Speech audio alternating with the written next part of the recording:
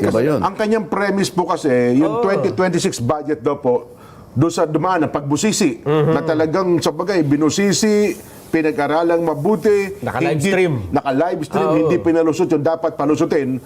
Abay, para sa kanila, malinis na po yun. Kung naka-livestream dyan, alam mo, nakikita mo. Opo. Nakikita mo lang. Oho. Nakakasama ka ba sa deliberasyon? Parang sa BICAM, hindi ata nag-participate si SP Soto. Nakikita mo lang sila ron. Narinig mo yung pinag-uusapan nila? Nakikita mo ba yung kinukwenta nila? Nakikita mo lang sila. Oho. Pero hindi mo nakikita kung ano yung ginagawa nila. Kung ano yung nililinis nila, kung merong nililinis. Ano ginamit na paglinis kaya, Jen? Well, mukhang... Kasama ba si Senator Soto nung linisin? well, bilang Senate President siguro siya, ako naniniwala na maaaring kasama siguro din siya. Ayan po, yung sa Malacanang. Di kasi, kung ako, pagka sinabi kong malinis, dapat kasama ko, nakita ko talagang malinis. Di ba? Baka nabalitaan niya lang na malinis eh. Ito pong pagkakapirma ng Pangulong Bongbong Marcos sa ating pong 6.793 trillion pesos na pambansang budget para po sa taong 2026. And ang balita ay meron ding binito ang Pangulo. Hindi lahat ay inaprobahan niya. Ano po ba ang... kasi may mga statement dyan Sen, ha? Na nagsasabi na ito pong pinirmahang ito ng Pangulo na budget at yung pagbito niya sa 92.5 billion pesos na unprogram appropriations ba ito? Bahagi ng unprogram appropriations. Oo. Ay ito daw po, ayon kay Senador Soto, ang isa sa nakita niyang pinakamalinis na budget, pinakamaayos, at lininis pa. Yun. Mas inayos pa ng Pangulo. Ano ginamit na paglinis kaya, Jen? Well, mukhang... Kasama ba si Senator Soto nung linisin? well, bilang Senate President siguro siya, ako naniniwala na maaaring kasama siguro din siya. Ayan po, yung sa Malacanang. Di kasi, kung ako, pagka sinabi kong malinis, dapat kasama ko, nakita ko talagang malinis. Di ba? Baka nabalitaan niya lang na malinis eh. Di ba yun? Ang kanyang premise po kasi, yung 2026 budget daw po, doon sa dumaan ng pagbusisi, na talagang sa bagay, binusisi, pinag-aralang mabuti, Naka-livestream. Hindi pinalusot yung dapat palusutin. Abay, para sa kanila, malinis na po yun. Kung naka-livestream dyan, alam mo, nakikita mo. Opo. Nakikita mo lang. Oho. Nakakasama ka ba sa deliberasyon?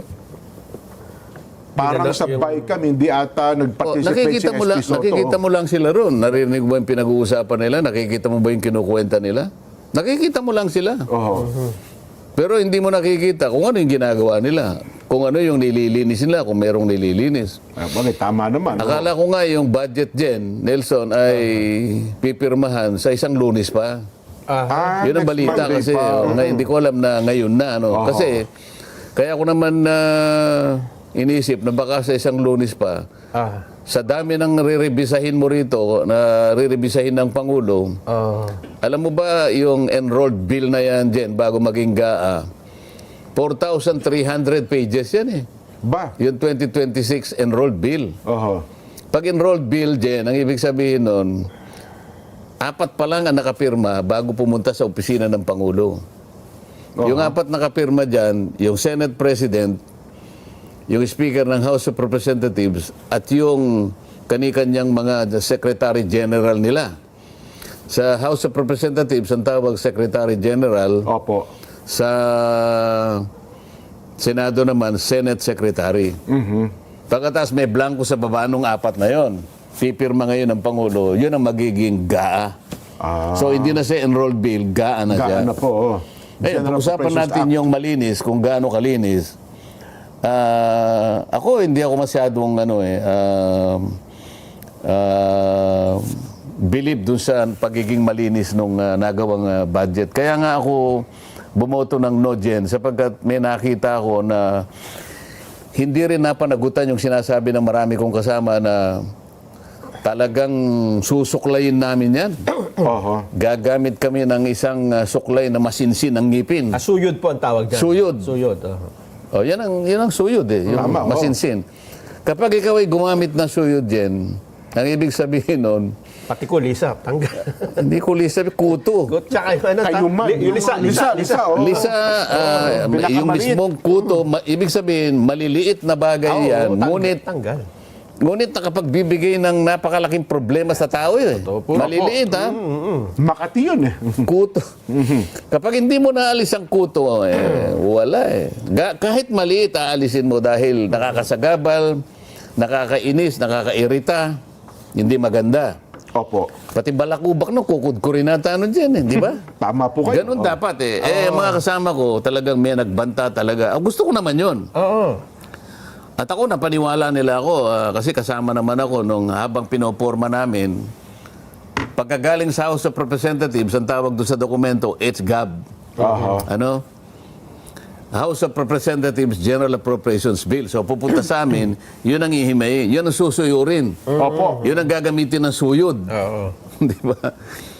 O di, ako naman talagang gusto ko yun eh. Kaya nagtyaga rin naman ako na sinamahan ko yung ating chairman, kahit kaming dalawa na lang. Maraming pagkakataon na dalawa na lang kami na talaga sinusuyod namin. Ngayon, ako medyo, sinabi ko naman sa kanila na medyo ako na-disappoint ako. Ano yung na-disappoint sa Tagalog dyan? Nadismaya. Medyo nadismaya naman ako sapagkat alam naman ninyo, bumoto ako doon sa ating nagawa na version mula doon sa version ng House of Representatives.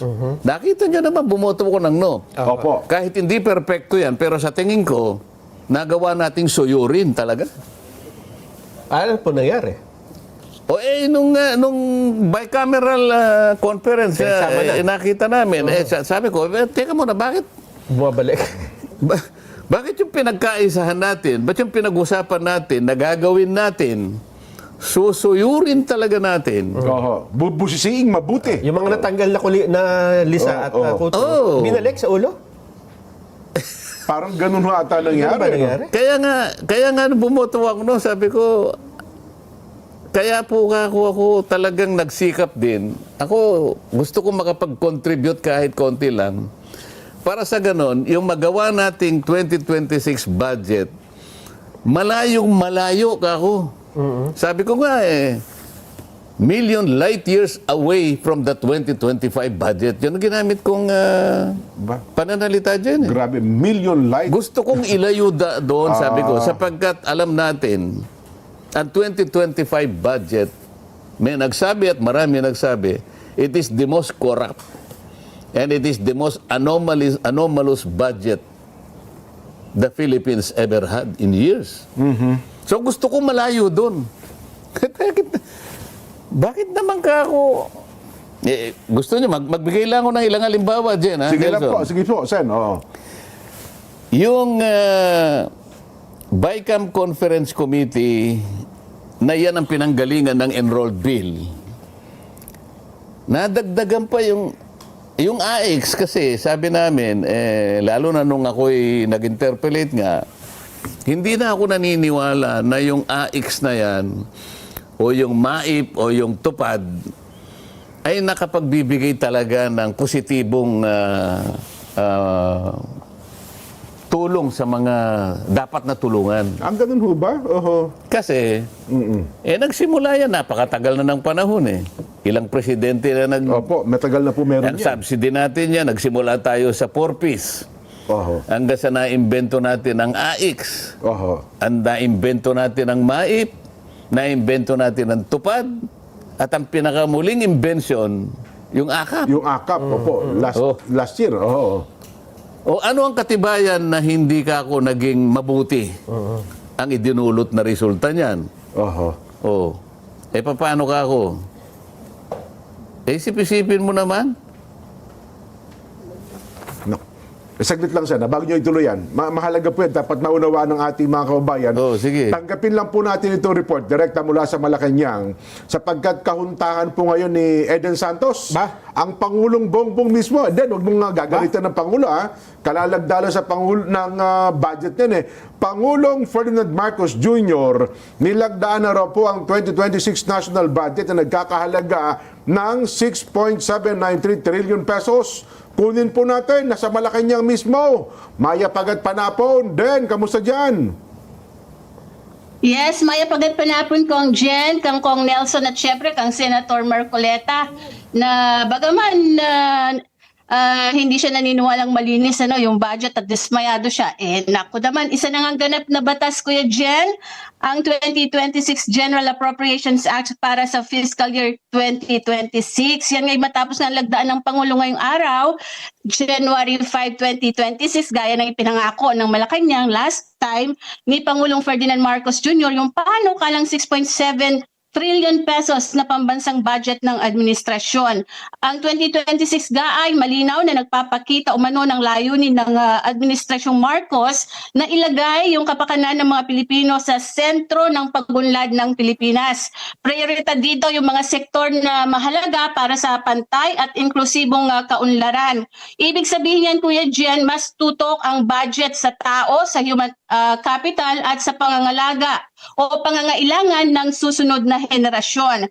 Pinuri ng DBM ang pagdagdag ng Pangulo sa General Appropriations Act na sa kanyang matatag na pamumuno at sa patuloy na pagtupad sa pangakong palawakin ang mga oportunidad para sa mga Pilipino. Kasama, Kuya Jen, sa top 10 agencies, unang-una, siyempre, ang Department of Education na merong mahigit 1 trilyong pisong budget sa 2026. Sinundan yan ng Department of Public Works and Highways, ng Department of Health, kasama rin, pang-apat, ang Department of Interior and Local Government, ang Defense Department, Department of Agriculture, pang-anim, Social Welfare and Development, itong DSWD pang-pito, kasama rin dyan yung Department of Transportation.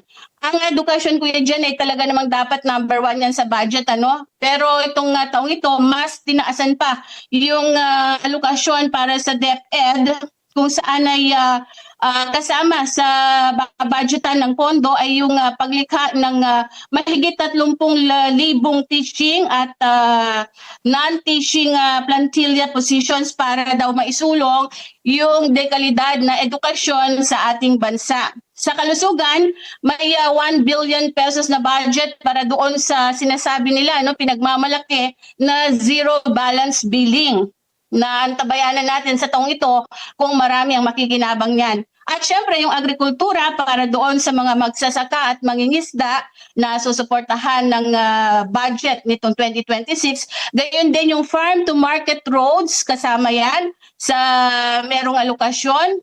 At yung social services na pinaglaanan ng 270 more billion pesos ng gobyerno ay tinaasan din yan. At yung iba pa na mga sektor para naman mas lalong maiangat yung buhay at pamumuhay ng mga Pilipino. Kasama naman, Kuya Jen, dun sa Benito ng Pangulo na nagkakahalaga ng 92.5 billion pesos, yung budgetary support para sa GOCCs, gayon din yung fiscal support sa CARSO, yung Comprehensive Automotive Resurgence Strategy Program, 2 bilyong insurance for government assets, gayon din yung sa LGU shares, merong 14 million at iba pa. At yan po alam ni Senator Marcoleta, yung mga binabanggit natin na yan, na sa 10 line items, 7 yung ibinito ni Pangulong Marcos kanina lamang sa ginanap na ceremonial signing sa Malacanang. Kuya Jen, yan muna ang update. Back to you. Pero mabilis din kasi na-expect natin bago matapos ang buwang ito, malalagdaan ng Pangulo. Pero ang bilis, ngayon pa lamang, unang Lunes ng taon, inapirmahan agad niya.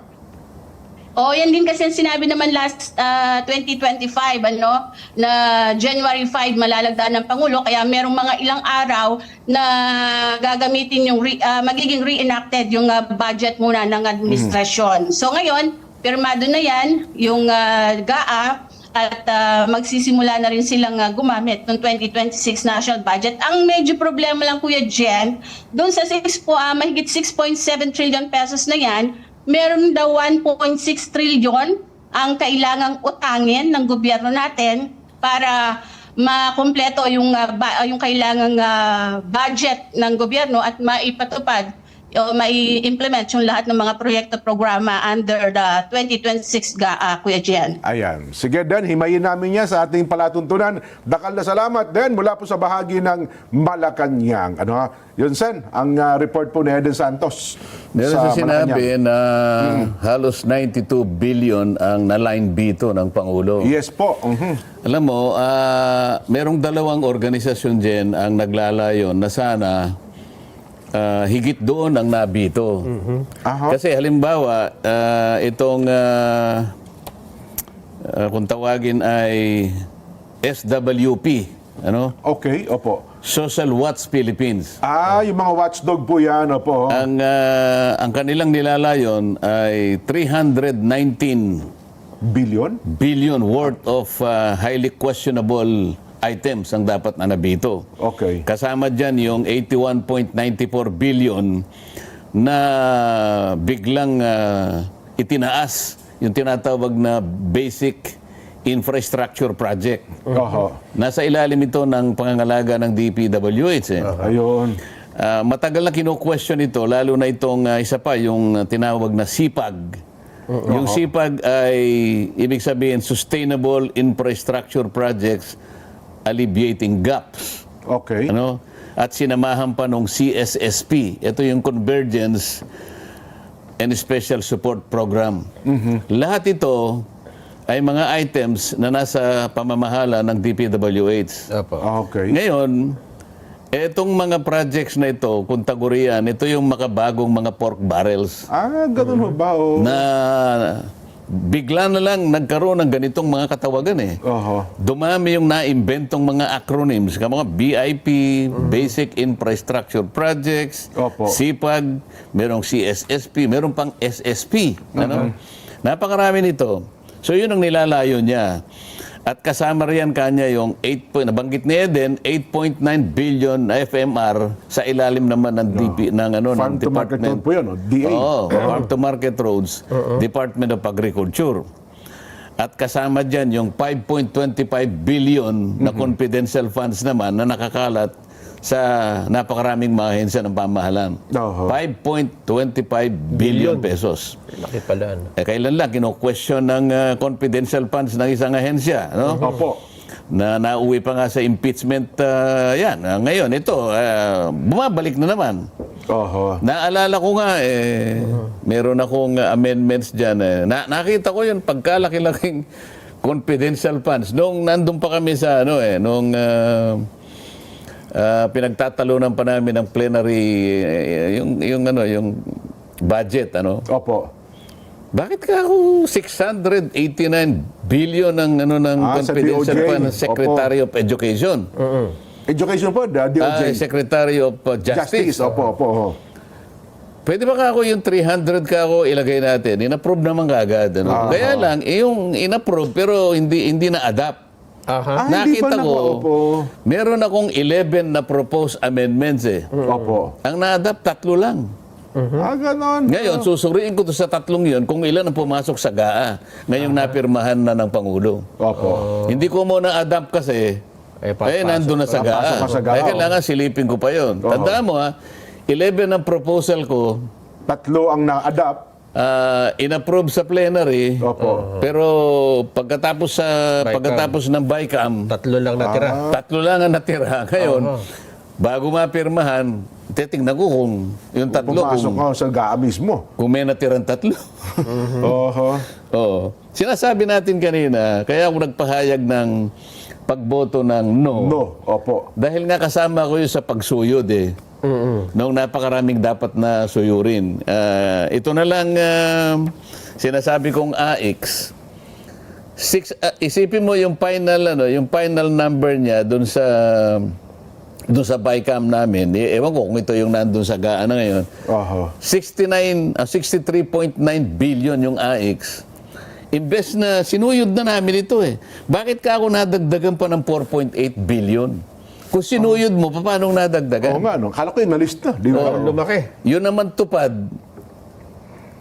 naging 22.4 billion pagkatapos na ni-reduce namin ng 13.8 billion na lang. Okay, opo. Sa Senate version namin, imbes na 22, 13.8 lang ang nilagay namin. Bakit naging 22 nung BICAM? Balik po nung Kaya nga, BICAM. sabi ko, yung mga nagtangka, yung mga nag-warning ng mga kasama ko, hindi po pwede yan. Susuyurin natin yan. Hindi kami papayag na yung mga kung ano-ano na bagay na hindi may papaliwanag, kinakailangan mawala. Hindi eh. Lumitawad eh. O yun na lamang yung MAIP. Ayan, opo. Yung MAIP, ang ibig sabihin yan, Medical Assistance for Indigent Patients. Yes. Anong ginawa? Yung MAIP dinagdagan, ginawang MAIPIP. Oh, Ha? tama Yung kayo. PIP, Financially Indigent Patients. Kaya nga lumaki. Isip-isipin mo, naging 51.6 billion din. Samantalang ang pinipilit namin sa Senado, yung mga kasama ko, wag na nating, wala na yung MAIP dapat. Panagutan na lang natin yung zero billing. Para sa ganon, yung PhilHealth, lumaki yung kanyang pondo, ibalik na lang sa PhilHealth yan. Hindi ang nangyayari kasi ngayon dyan alam ba, kayong dalawa, congressman kayo, makikipag-away kayo. Hindi. Kailangan meron kami mga letter of guarantee. Opo, Guarantee letters. GL, opo, tama Para yan. bang yung nasasakupan natin, may sakit. Mga doktor ba tayo sa atin pupunta eh? Oho. Dala-dala yung kanyang medical abstract. Ayun nga. Kung Jen, tulungan mo naman yung anak ko, may ano eh. Tsaka yun, hingi ng titignan na. Akala mo ngayon tayo ngayon ikaw ngayon na maglalagay discretion mo kung magkano ilalagay mo ron eh. Paano mo nalaman na ganun lang ang dapat na pangangailangan niya? No, si Nelson halimbawa, sipon lang ito, kanya, sige, bigyan mo ng 5,000. Paano mo nalaman na sipon yun? Hindi man tayo, sabi ko, wala tayong competence. Unang-una, hindi na dapat dumaan sa atin. Yun ang pinaglalaban ko eh. Opo. Sino ba tayong pasikat na sa ating padadaan? Ako nahihiya sana ako eh. Kaya lang, wala na rin akong magawa no, na nasa Congress ako, hindi kunin na rin. Kasi pwede ko rin namang tulungan yung mga nasasaw. Pero hindi dapat ganito. Yun ang sinasabi ko.